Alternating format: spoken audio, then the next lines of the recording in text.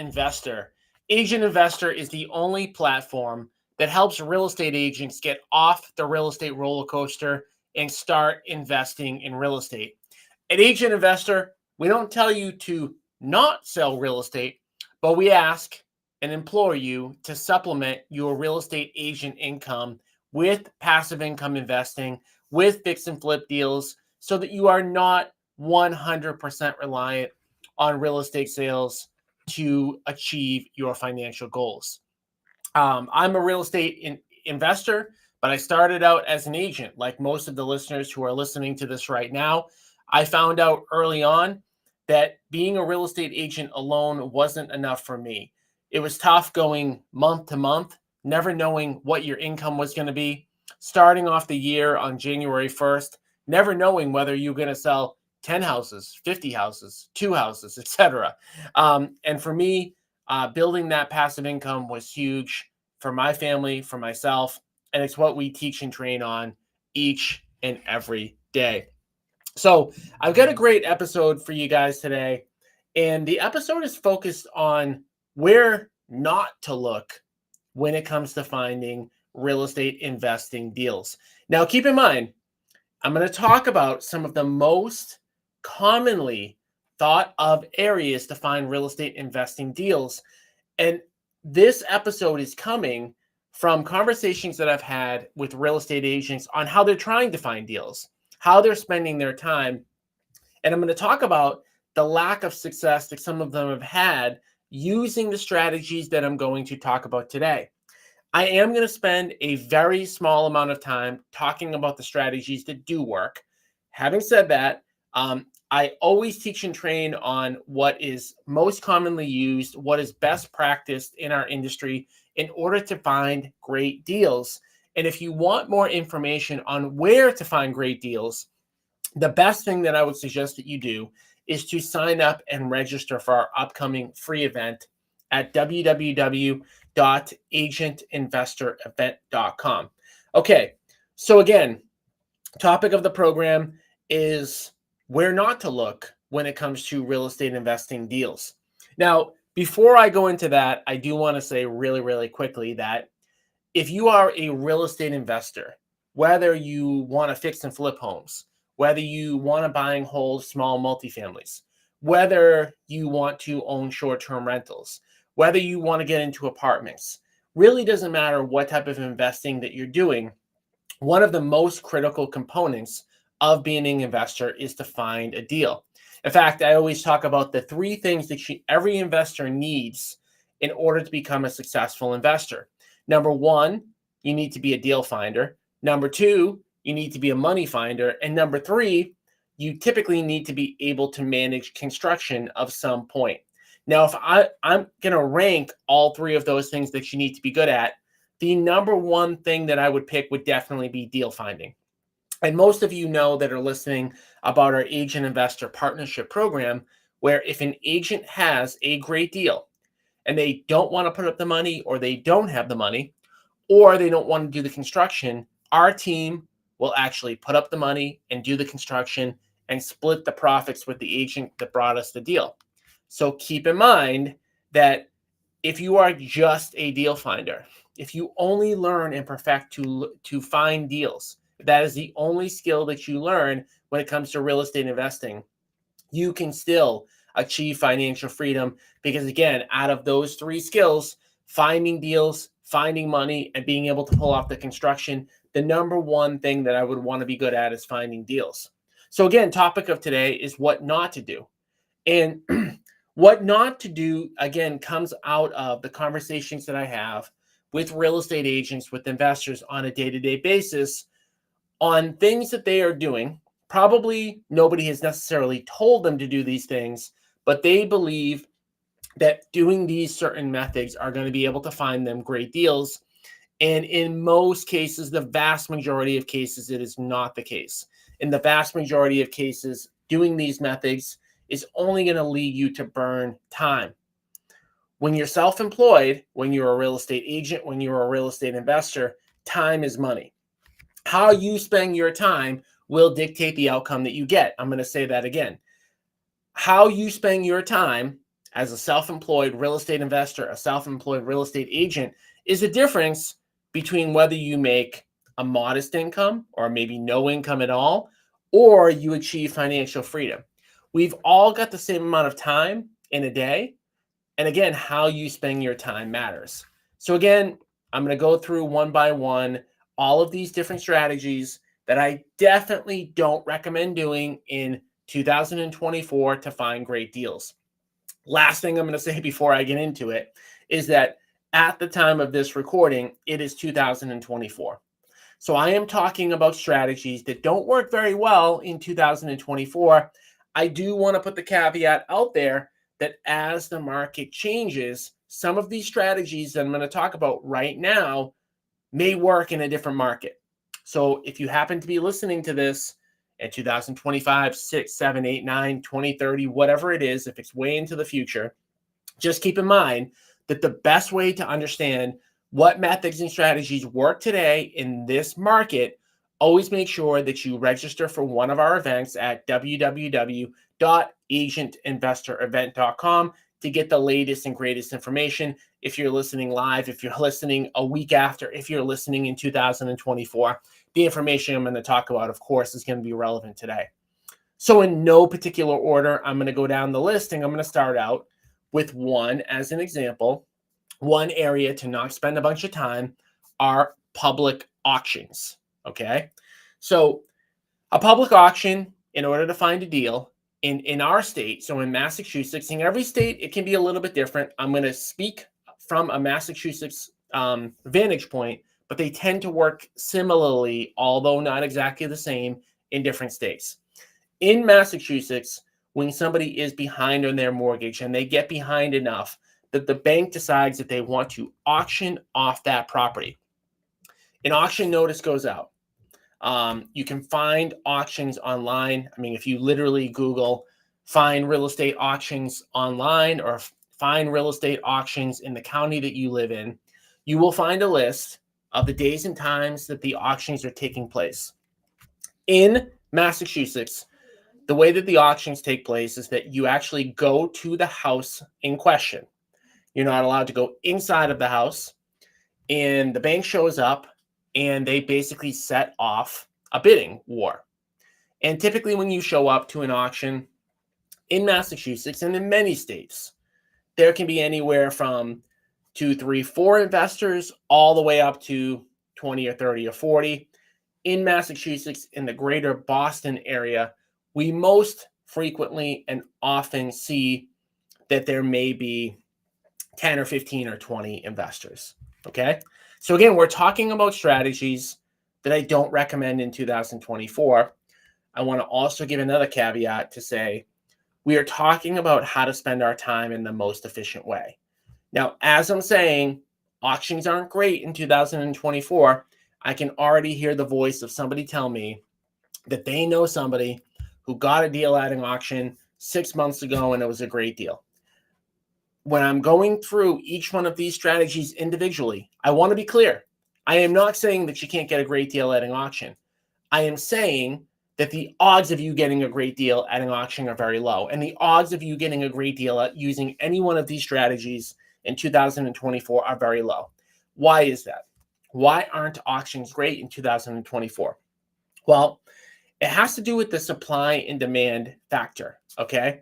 So when you look and you show up at an auction and there are 10 or 15 or 20 people bidding on that auction.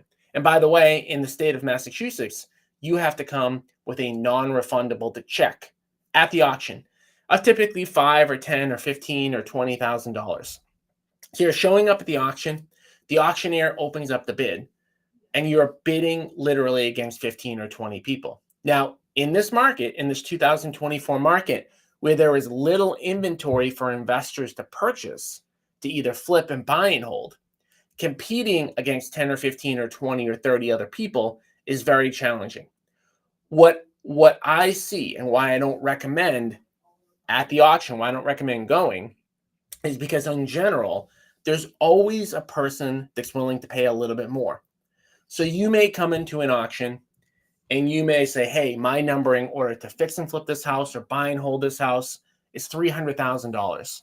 And what you will most commonly see in this market is that the ending price won't be anywhere near the amount that you need to get it for, right? So if you're fixing and flipping a home, and let's say you want to make 40 or 50 or 60 or $70,000, and you need to pay $300,000 for that property, what you're going to see is in real life, it's going to sell for 350 or 360 or 370 or 380. And you might be wondering, how can that person make money? And the reality is that they might not be. So if we're talking about a fix and flip deal, the person may not be super educated, or they may have just made a mistake, or maybe they know something about the interior of the house that you don't, or that person may not be an investor at all. That person may just be a person who has the capability of buying a house cash, wants to live in that house, or wants a family member to live in that house, and is willing to pay 90% of the value of that property, not trying to make money, but just trying to get a little bit of a discount off of fair market value. Or in some cases, you may have someone that is willing to even pay full market value.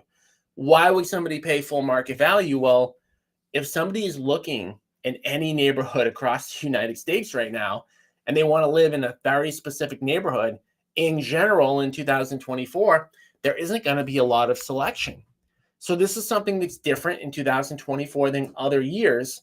But in 2024, it is not surprising for somebody that's a more traditional buyer, maybe that has cash to spend, to go and bid, because that's the only house available in that neighborhood.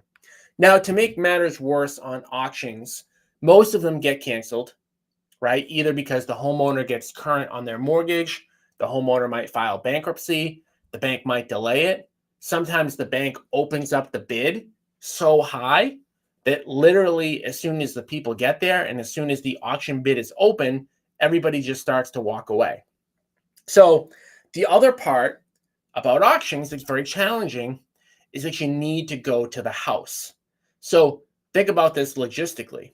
There aren't too many auctions in this market, right? There aren't too many people that are super behind on their mortgage. And even if there are people who are behind on this on their mortgage, most of them in this market have enough equity that they can turn around and sell their house and make a profit rather than losing their house to the bank. Okay? So what does that mean? That means that within every given county in the United States right now, and I'm speaking, I'm making generalizations. Someone can argue that there could be a specific county where there's a lot of auctions, but most counties in the United States, definitely in New England, you're going to find that there aren't that many available auctions, which means that you're going to be traveling quite a distance. So don't be surprised that if you start to use auctions as your target, you may be driving an hour here, an hour there, only to show up and have an auction canceled. Okay? So again, am I sitting here saying that you can't make money at auctions? No. Am I sitting here saying that nobody's ever gotten a good deal at auction? No. What I'm saying is that in 2024, the odds that you're going to get a good deal at auctions are so low that I would not recommend spending my time there, right? Like anything else, if you walk into a gas station right now and you scratch a scratch ticket, can I tell you that you're not going to hit for $1 million? I can't tell you that. Do I believe that it is not worth your time and money to go scratch a scratch ticket at a gas station? No, I don't believe it, right? So keep that in mind as we're transitioning into all of these. So the next one that I see specifically agents spending time on, and again, not saying that you can't get a deal here, but it's not where I would spend my time, are for sale by owners. So now that we've got our agent partnership program up there, we're partnering with one agent per week on average, agents are on the hunt looking for great deals. And one of the areas that I've seen agents refer me to, and I see agents spending time on, is for sale by owners. Now, let me tell you why I would not spend my time on for sale by owners and why the probability of you getting a deal with a for sale by owner is so low. Okay, so let's think about the mindset of a for sale by owner. Somebody that is a for sale by owner, their primary motivation for not listing their house with an agent in almost all cases is because they don't want to pay a commission. So keep this in mind. So I've got a house that I believe is worth, call it $500,000. And I list that house. I put up a sign for sale by owner, maybe put it on Craigslist, maybe try to syndicate it somehow the best I can without having an agent. Or I post it in Facebook, whatever I do. But I've got a sign out in the yard. Or maybe I put it on for sale by owner. And I am thinking in my head, the general thing that most people that do for sale by owners think is that agents, this is what a for sale by owner mentality typically is. I don't need an agent. I can do everything that an agent does. And I'm not paying an agent 5% or 4%. I'm not paying an agent $15 or $20 or $25,000 to sell my house. Why would I not be willing? Well, because I think I can do just as good of a job. Maybe I even think I can do a better job. And I want to save that money. Now, if you are talking, now put your investor mindset on. Everything about getting a great deal on a property is all about a seller whose mindset is not that I need to get the most amount of money for my house, but that I value the convenience and I like the benefits that an investor gives me in order to take less from my home, right? I'm going to repeat that because it's very, very important. Most sellers do not want to sell to an investor. For most sellers, it does not make sense to sell to an investor. 80 to 90% of sellers, it makes no sense for them to sell to an investor. But why do the other 10 or 20% do it? Because the other 10 or 20%, they've got Zillow, they've got Trulia, they've got Realtor.com, they've got their tax assessment, they kind of know what their property is worth, but they've consciously made the decision to say, even though I think I can get more listing my property, I am going to sell direct to a cash buyer, maybe because I don't want to have an open house, maybe because I don't want inspections, maybe because I want to control the timeline, whatever. The mindset of a FSBO is exactly the opposite. A FSBO is saying, I will take on more hassle and headache myself in order to get more money. It is why, in most cases, when somebody does a for sale by owner, it is very challenging to even get them to list their house, right? And I know some of you great agents out there are very good at approaching a FSBO, showing them the value of listing their home with you and converting them into a listing. But it is rare that a property, that the mindset of an owner that does a for sale by owner listing is also of the mindset that they're willing to take a little bit of a discount, right? The two kind of just don't go hand in hand, okay? The cousin of that, I'm going to switch to another strategy that I don't love, is expired listings, okay? And again, I know there's some great agents out there that work expired listings. They talk to people who had their home listed for sale. For whatever reason, it didn't sell. And they are then out there either proactively trying to get a listing or in some cases, potentially giving them the option of selling cash. Now, again, I am absolutely not saying that you can't ever get a deal with the FSBO. I'm absolutely not saying that you can't ever get a deal with an expired listing. But why do listings expire in most cases? Right? Before I give you the answer, I want you to think about that. What is the number one reason that most listings expire? Now, if you were going to ask the seller and you were going to ask an agent that question, you'd get two different responses. In many cases, the seller would tell you that it was the agent's fault. In reality, as we know, as professionals, in most cases, the reason that property did not sell is because it was not priced accordingly. Okay. And in most cases, before a listing expires, an agent has typically had numerous conversations with that seller about dropping their price. And again, not in all cases, but in many cases, the reason that property is not being dropped is either because the seller needs more money, or they want more money, or they believe that the agent didn't do a good enough job to get them the money that they believe their property's worth. All right, so let's put our investor hat on. So you're coming out, you're calling this expired, you're door knocking this expired, whatever you're doing to get face to face with this expired, and you're having the conversation with them. And the conversation is mainly them going to be telling you, hey, I know my property is worth X. My agent couldn't get it. Can you get me that price? Now, you are going into that meeting in most cases needing to get that seller to reduce their price to even get them to be able to sell the property on the MLS. As an investor, it's even harder, right?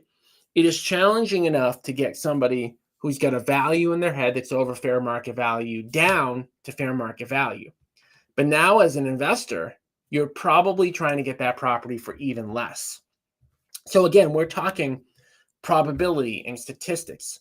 Is the person who believes that their property is worth more than fair market value then going to take an offer for less than fair market value?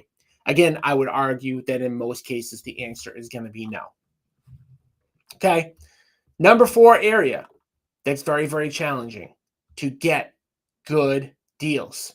And again, one that in general, I don't recommend is one that you've all heard me talk about, which is the multiple listing service. So I saved this one for number 4 right now because I could have, started out with the multiple listing service. And I know that most of you have probably heard me say this over and over again.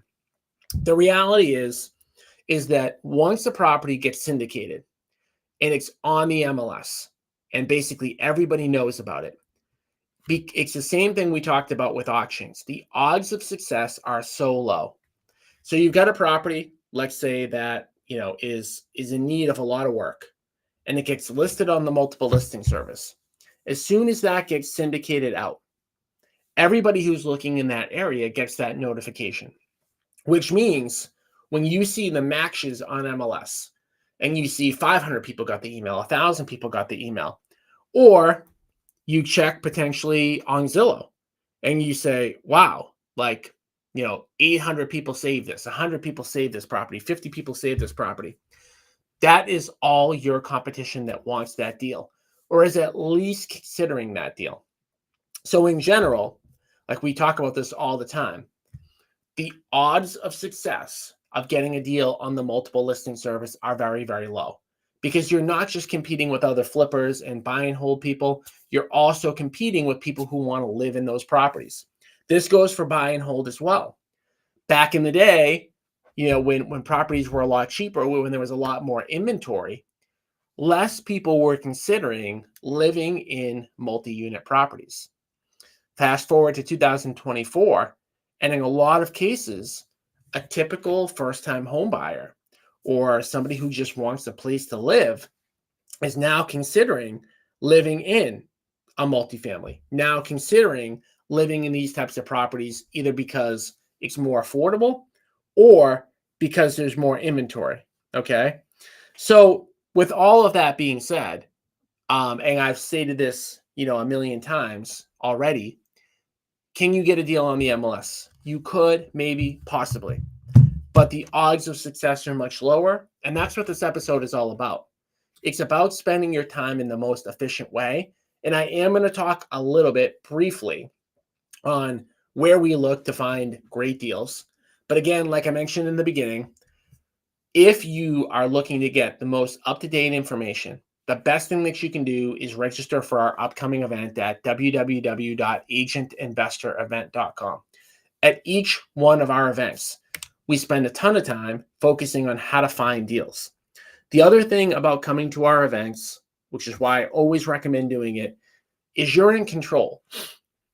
And whether you're listening to this via a podcast, Facebook Live, whether you're listening to this via an email I sent you, whatever the case may be, it's great to listen to this after the fact. It's great to listen to this live, but you can't ask questions. So when you come to one of our in-person events, I always have a segment where I open up the floor to questions, open up the floor to clarification. So I always recommend, no matter what, try to make it to an in-person event, which you can go to at www.agentinvestorevent.com. All right, the next place that I really wouldn't go looking for deals most of the time are meetup groups and in-person events. Okay.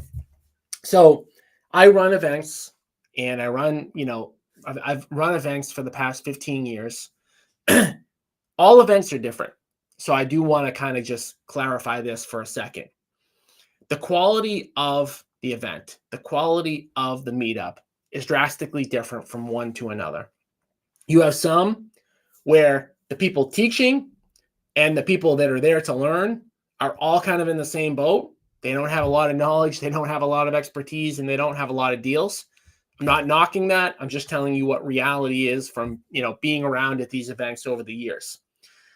But even at the good ones, it is very rare for somebody to come there with a deal that they're having trouble sourcing. Why? Well, in 2024, and really way before 2024, the internet has changed everything. So people don't need to go to in-person events anymore to sell their deals, right? All that we need to do is join a Facebook group or post on our own Facebook account or send out an email. And in general, finding somebody who's going to be willing to either partner with us like our company does or work with us on a deal is very, very easy. So I know that there are some people that go to these events hoping that they're going to get a deal from a wholesaler that's there, from somebody else that might have something. And I'm just saying that, again, the odds of success of that in 2024 are so low because people don't need to go to in-person events anymore to promote their deals because they can do it online. And that leads me to my next one, which is another area I wouldn't spend a lot of time and effort looking for deals, which are those Facebook groups. There are Facebook groups for investors in every state. If you're in them, you want to be in the bigger ones. The reason you want to be in the bigger ones is because they tend to have more people, they tend to post more deals, etc. But if you're going to go into one of these groups and you look at somebody that has a deal that's available, what you will see is that those deals tend to get 15, 20, 30, 40 comments. And in many cases, the deal wasn't a deal to begin with. But if it was, there is so much competition in those groups that it is very rare to get a deal. And I will tell you that I go in those groups once in a while, and I will tell you that in the last couple of years, I've gotten a deal out of it, one deal.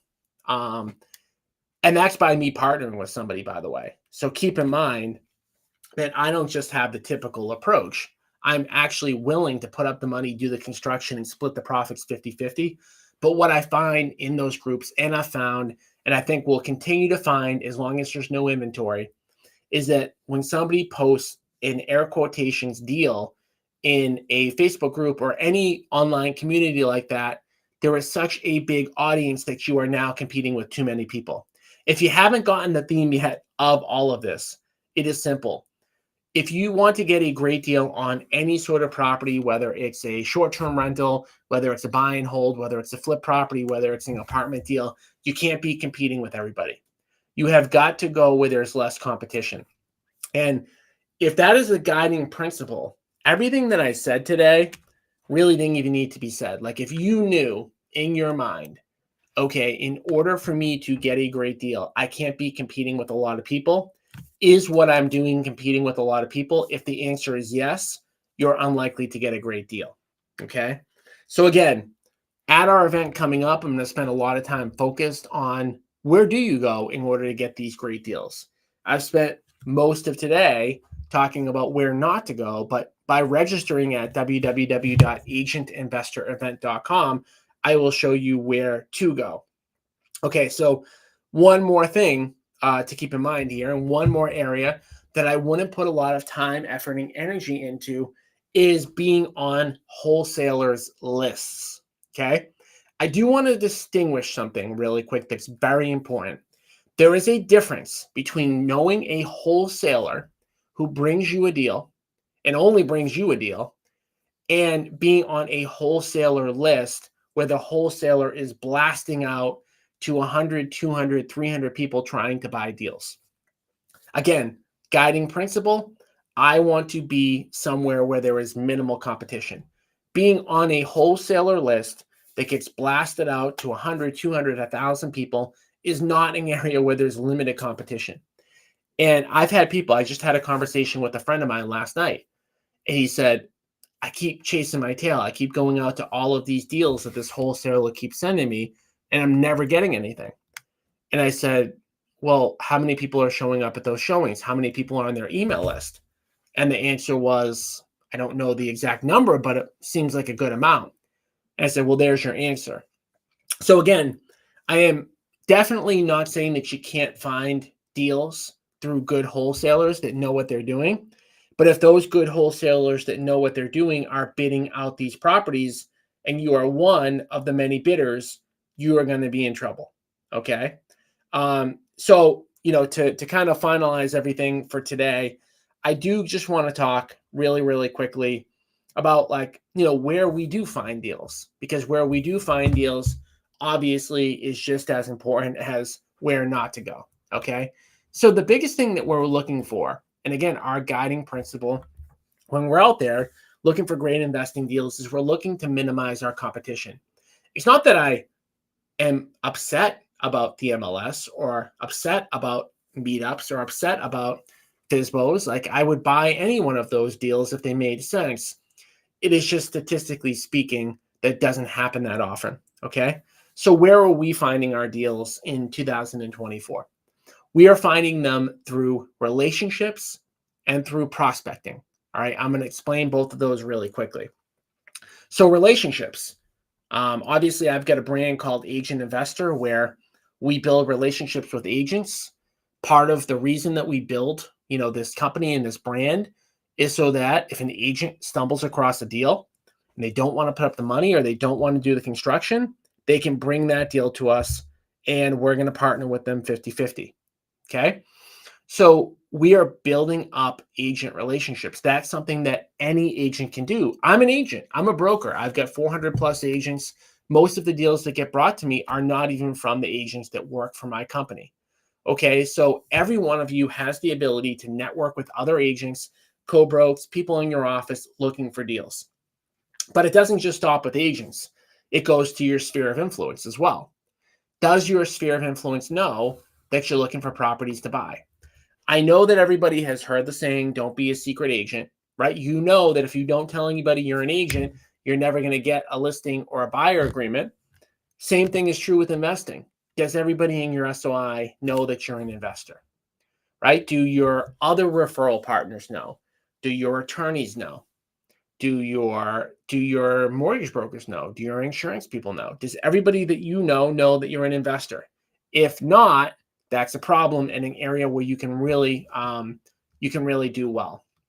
Okay. And then prospecting. So what does prospecting look like? Well, it comes down to picking a strategy where you are in front of people that are most likely going to be looking for a cash deal, right? So I teach about, targeting and who kind of the ideal demographic is all the time, but it's no more simple than thinking about in your head, who are the type of people that could benefit from a cash offer and putting that message in front of them. And the way to put that message in front of them, there are many ways to do it, whether it's calling or texting or door knocking or mailing or running Facebook ads or running pay-per-click ads. And we teach and train on this stuff all the time. But those are the methods that work in 2024. All of the other stuff that I mentioned, I want to be really clear again. Could you find a deal that way? Yeah, maybe. Maybe you could. Maybe. But it's not going to be over and over again. It's not going to be repeatable. You're going to be, fighting and fighting and fighting to find deals. Whereas if you just change your strategy to the ones I just mentioned, and again, we'll go into much more detail about this at our event that you can register for at www.agentinvestorevent.com, you can have a real business where you're generating these opportunities over and over and over again. All right, guys. Well, that's it for today. I appreciate you all tuning in. Be very conscious about how you're spending your time the right way. Do not spend your time doing the things that are easy that won't work. Spend your time doing the things that you know are going to get the results that you want. If you ever have a question on what works or don't, please reach out to me. The best way that I can help anybody that's listening is to help you determine how you should spend your time. Like I said earlier today, we all have the same amount of time in a given day. It's how we spend it that determines our net worth. All right. So if you are ever curious about whether or not you're doing the right things, feel free to reach out to me and I'll help you guys any way I can. Hope to see more of you at our upcoming events, www.agentinvestorevent.com.